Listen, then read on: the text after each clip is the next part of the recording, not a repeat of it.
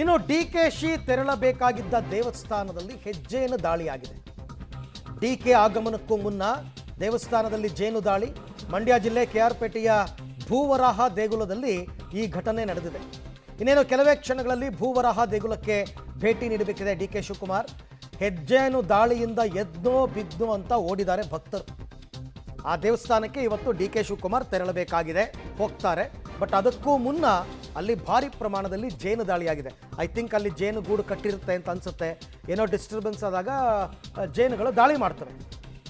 ಭೂವರಾಹ ಸ್ವಾಮಿ ದೇಗುಲ ಇತ್ತೀಚೆಗೆ ತುಂಬ ಪಾಪ್ಯುಲರ್ ಆಗ್ತಾ ಇರತಕ್ಕಂಥ ದೇವಸ್ಥಾನ. ಸೈಟ್ ತೊಗೋಬೇಕು, ಮನೆ ತೊಗೋಬೇಕು ಅನ್ನೋ ಆಸೆ ಇರೋರೆಲ್ಲರೂ ಕೂಡ ಅಲ್ಲಿಗೆ ಹೋಗಬೇಕು ಅಂತ ಒಂದು ಪ್ರತೀತಿ ಬೇರೆ ಶುರುವಾಗ್ಬಿಟ್ಟಿದೆ. ಈಗ ಅಲ್ಲಿಗೆ ಹೋಗಿ ಬಂದರೆ ಎಲ್ಲ ಆಸೆಗಳು ಈಡೇರುತ್ತೆ ಅಂತ. ಈಗ ಡಿ ಕೆ ಶಿವಕುಮಾರ್ ಕೂಡ ಆ ದೇವಸ್ಥಾನಕ್ಕೆ ಹೋಗಬೇಕಾಗಿತ್ತು. ಅದಕ್ಕೂ ಮುನ್ನ ಈಗ ಅಲ್ಲಿ ಹೆಜ್ಜೇನು ದಾಳಿಯಾಗಿರೋದು ನೋಡಿ. ದೃಶ್ಯದಲ್ಲಿ ತಾವೀಗ ಗಮನಿಸ್ತಾ ಇದ್ದೀರಿ. ದೇವಸ್ಥಾನದ ಮುಂಭಾಗದ ದೃಶ್ಯಗಳು. ಏಕಾಏಕಿ ಹೆಜ್ಜೇನು ದಾಳಿ ಮಾಡಿದೆ. ಆ ಸಂದರ್ಭದಲ್ಲಿ ಬಂದ ಭಕ್ತಾದಿಗಳೆಲ್ಲ ಎದ್ನೋ ಬಿದ್ನೋ ಅಂತ ಓಡೋಗಿದ್ದಾರೆ. ಅದರಲ್ಲೂ ಶನಿವಾರ ಭಾನುವಾರ ಭಕ್ತಾದಿಗಳ ಸಂಖ್ಯೆ ಜಾಸ್ತಿ ಇರುತ್ತೆ. ಇತ್ತೀಚೆಗೆ ತುಂಬ ಜನ ಹೋಗ್ತಾ ಇದ್ದಾರೆ ಈ ದೇವಸ್ಥಾನಕ್ಕೆ. ಸೊ ಹಾಗಾಗಿ ದಾಳಿ ಆದಾಗ ಹೆಂಗಾದರೂ ಬಚಾವ್ ಆಗಬೇಕಲ್ಲ. ಪಕ್ಕದಲ್ಲೇ ನದಿ ಇದೆ, ನದಿ ಹರಿಯುತ್ತೆ. ದೇವಸ್ಥಾನಕ್ಕೆ ತುಂಬ ಜನ ಹೋಗ್ತಾರೆ.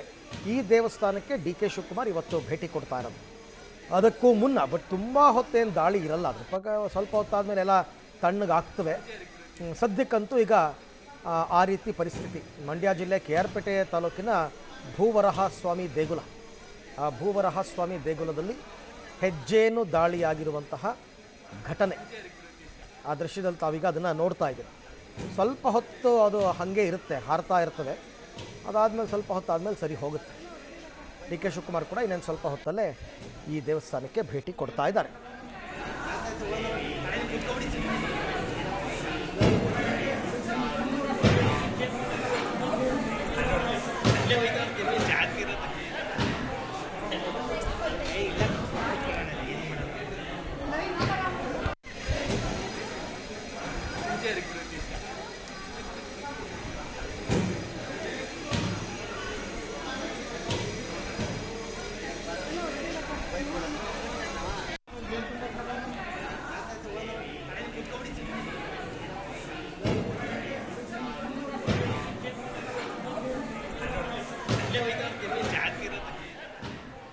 ಈ ಬಗ್ಗೆ ಮತ್ತಷ್ಟು ಮಾಹಿತಿ ನನ್ನ ಕೊಲೀಗ್ ರೋಹಿತ್ ಅವರಿಂದ ಪಡ್ಕೊಳ್ಳೋಣ. Rohit, okay, D K Shivakumar ಬರೋದಕ್ಕೂ ಮೊದಲು ಈ ರೀತಿ ಹೆಜ್ಜೆಯನ್ನು ದಾಳಿ ಆಗಿರೋದು, ತುಂಬ ಜನರಿಗೆ ತೊಂದರೆ ಆಗಿದೆಯಾ? ಈಗ ಹೇಗಿದೆ ಪರಿಸ್ಥಿತಿ ಅಂತ? ಅರವಿಂದ್, ಆ ರೀತಿಯಂಥ ದೊಡ್ಡ ಪರಿಸ್ಥಿತಿಯನ್ನು ಉಂಟಾಗಲಿಲ್ಲ. ಯಾಕಂದರೆ ಕೆಲ ಕಾಲ ಹೆಜ್ಜೆನುಗಳು ಎದ್ದು ತದನಂತರವಾಗಿ ಸುಮ್ಮನಾಗಿರುವಂಥದ್ದು. ದೃಶ್ಯದಲ್ಲಿ ತೋರಿಸ್ತಾ ಹೋಗ್ತೀನಿ. ಏನು ಭೂವರಾಹ ದೇವಸ್ಥಾನದ ಮುಂಭಾಗದ ದೃಶ್ಯಾವಳಿಗಳಿವು. ಇದರ ಹಿಂಭಾಗ ಹೋಮ ಹವನಗಳನ್ನು ಮಾಡ್ತಾ ಇದ್ದಾರೆ. ಹೊಗೆಗೆ ಹೆಜ್ಜೆನುಗಳು ಆರಂಭದಲ್ಲಿ ಎದ್ದು ಇದಾದ ನಂತರವಾಗಿ ಭಕ್ತರೆಲ್ಲರೂ ಕೂಡ ಹೊರಭಾಗಕ್ಕೆ ಬಂದಂಥ ಸಂದರ್ಭದಲ್ಲಿ ಆಟೋಮೆಟಿಕ್ ಆಗಿ ಈ ಒಂದು ಹೆಜ್ಜೆನುಗಳೆಲ್ಲವೂ ಕೂಡ ಇದೀಗ ಏನು ಸ್ಥಗಿತ ಆಗಿರುವಂಥದ್ದು. ಅರವಿಂದ್, ಓಕೆ, ಸದ್ಯಕ್ಕೆ ಹಾಗಾದರೆ ಪರಿಸ್ಥಿತಿ ತೊಂದರೆ ಇಲ್ಲ ಅಂತ. Thank you. ನೋಡಿ, ಅಲ್ಲಿ ಹೋಮ ಹವನ ಮಾಡಿದಾಗ ಏನಾಗಿದೆ, ಆ ಹೊಗೆ ಎದ್ದುಬಿಟ್ಟಿದೆ. ಆ ಹೊಗೆ ಎದ್ದಾಗ ಜೇನುಗಳು ಈ ರೀತಿ ದಾಳಿ ಮಾಡ್ತಕ್ಕಂಥದ್ದು.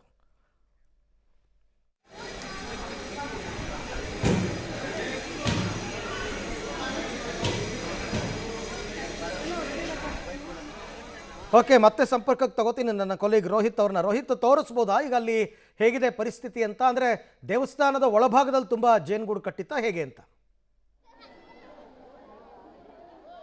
ಅರವಿಂದ್, ದೃಶ್ಯದಲ್ಲಿ ತೋರಿಸ್ತಾ ಹೋಗ್ತೀನಿ. ಆರಂಭದಲ್ಲಿ ಅಂದರೆ ದೇವಸ್ಥಾನದ ಮುಂಭಾಗ ಈ ರೀತಿಯಾದ ದೃಶ್ಯಾವಳಿಗಳಿದ್ದಾವೆ. ಇನ್ನೊಂದು ಪಕ್ಕದಲ್ಲಿ ದೇವಸ್ಥಾನದ ಪಕ್ಕದಲ್ಲಿ ಡಿ ಕೆ ಶಿವಕುಮಾರ್ ಅವ್ರಿಗಾಗಿ ಕೂಡ ಹೋಮ ಹವನಗಳು ನಡೀತವೆ. ಅಂದರೆ ದೃಶ್ಯಾವಳಿಗಳು ನೋಡ್ತಾ ಇರುವಂಥದ್ದು ಒಂದು ಶೆಡ್ಡನ್ನು ನೋಡ್ತಾ ಇದ್ದೀವಿ. ಅಲ್ಲಿ ಹೋಮ ಹವನಗಳು ನಡೀತಾ ಇರುವಂಥದ್ದು. ಆ ನಿಟ್ಟಿನಲ್ಲಿ ಅಲ್ಲೇ ಗೋಪುರದ ಮುಂಭಾಗ, ಅಂದರೆ ಮೇಲೇನು ಗೋಪುರ ಕಾಣ್ತಾ ಇದೆ, ಅಲ್ಲಿ ಹೆಜ್ಜೆನುಗಳು ಕಟ್ಟಿದ್ದು. ಈ ನಿಟ್ಟಿನಲ್ಲಿ ಹೋಮದ ಹೊಗೆಯೆಲ್ಲವೂ ಕೂಡ ಅಲ್ಲಿಗೆ ಹೋದಂಥ ಸಂದರ್ಭದಲ್ಲಿ ಆಟೋಮೆಟಿಕ್ ಆಗಿ ಏನು ಹೆಜ್ಜೆನುಗಳು ಎದ್ದಿರುವಂಥದ್ದು. ಇದಾದ ನಂತರವಾಗಿ ಭಕ್ತರೆಲ್ಲರೂ ಕೂಡ ಆತಂಕದಲ್ಲಿ ಅಕ್ಕಪಕ್ಕಕ್ಕೆ ಸರಿದುಕೊಳ್ತಾರೆ. ಇದಾದ ನಂತರವಾಗಿ ಅಂದರೆ ಕಾಮನ್ ಆಗಿ ಹೆಜ್ಜೆನುಗಳು ದಾಳಿ ಮಾಡುವಂಥದ್ದು, ಯಾವುದಾದ್ರೂ ಪಕ್ಷಿಗಳು ನೇರವಾಗಿ ಹೊಡೆದಂಥ ಸಂದರ್ಭದಲ್ಲಿ ಅಥವಾ ಕಲ್ಲು ಬೀರಿದಂಥ ಸಂದರ್ಭದಲ್ಲಿ ಅವು ಪ್ರತಿರೂಪವಾಗಿ ದಾಳಿಗಳನ್ನ ಮಾಡ್ತವೆ. ಆದರೆ ಇದು ಕೇವಲ ಹೊಗೆಗೆ ಎದ್ದಂಥ ಕಾರಣವಾಗಿ ಇಲ್ಲಿನ ಜನರಿಗೆ ಜನಗಳೇನು ಕಚ್ಚಿಲ್ಲ. ಒಂದೆರಡು ಜನಗಳಷ್ಟೇ ಒಂದಿಬ್ಬರಿಗೆ ಕಚ್ಚಿರುವಂಥ ಉದಾಹರಣೆಗಳು ಕಂಡು ಬಂದಿರುವಂಥದ್ದು. ಅದಾದ ಯಾವುದೇ ರೀತಿಯಂಥ ಸಮಸ್ಯೆ ಇಲ್ಲಿ ಉಂಟಾಗಿಲ್ಲ. ಈಗ ಭಕ್ತರೆಲ್ಲರೂ ಕೂಡ ಭೂವರಾನಂದ ಸ್ವಾಮಿ ದೇವಸ್ಥಾನಕ್ಕೆ ಭೇಟಿ ಕೊಟ್ಟು ದರ್ಶನವನ್ನು ಮಾಡ್ತಾ ಇದ್ದಾರೆ. ಇನ್ನು ಕೆಲವೇ ಹೊತ್ತಿನಲ್ಲಿ ಡಿ.ಕೆ. ಶಿವಕುಮಾರ್ ಅವರು ಬಂದು ಹೋಮಕ್ಕೆ ಪೂರ್ಣಾಹುತಿ ಕೊಡ್ತಾರೆ. ಜೊತೆಗೆ ವರನಾಥ ಸ್ವಾಮಿಯ ಒಂದು ದರ್ಶನವನ್ನು ಕೂಡ ಮಾಡುವಂಥದ್ದು. ಅರವಿಂದ್, ಹಾಗೆ ಸಂಪರ್ಕದಲ್ಲಿರಿ ರೋಹಿತ್, ನಿಮ್ಮ ಜೊತೆ ಮತ್ತೆ ನಾನು ಮಾತನಾಡ್ತೀನಿ. ಆ ಥರ ಇದ್ದಾಗ ಪರ್ಮಿಷನ್ ಹೆಂಗೆ ಕೊಡ್ತಾರಪ್ಪ ಹೋಮ ಹವನಕ್ಕೆಲ್ಲ ಗೊತ್ತಿಲ್ಲ.